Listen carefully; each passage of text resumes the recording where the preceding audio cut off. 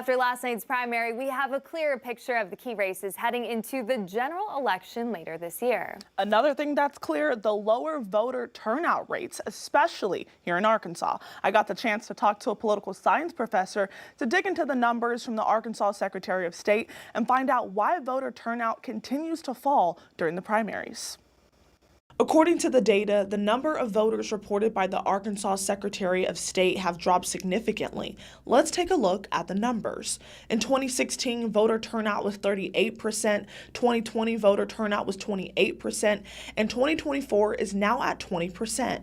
After the election, I got a chance to talk to University of Arkansas Fort Smith political science professor Dr. Yamcam. He says there are many reasons why people aren't heading to the polls. The lack of competition, so as to speak.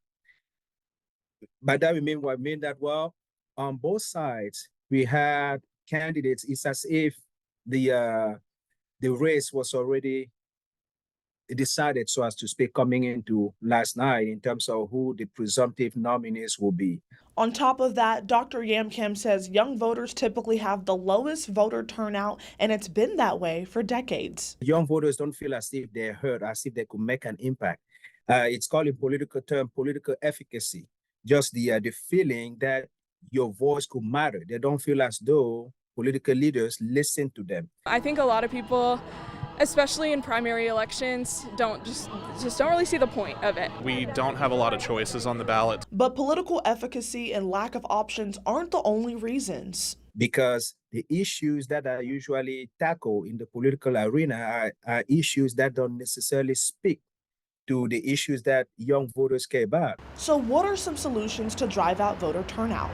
Raise awareness about in the political class in terms of the effect that their actions or inactions can often have on voters in such a way that they may feel despondent about the political process. So it's a very complex issue that will take a collaborative effort. I think that young voters want choices, and I think that that's across the board, Republican, Democratic. And so both parties are looking for new generations of leadership.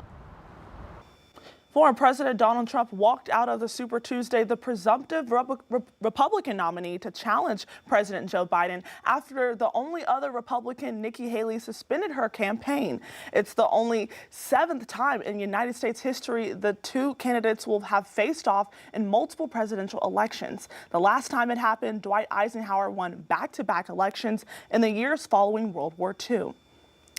And Steve Womack will officially return for another term in Congress. He defeated his primary challenger, Clint Penzo, and is now set to face Democrat Caitlin Draper this November for the seat representing the 3rd Congressional District.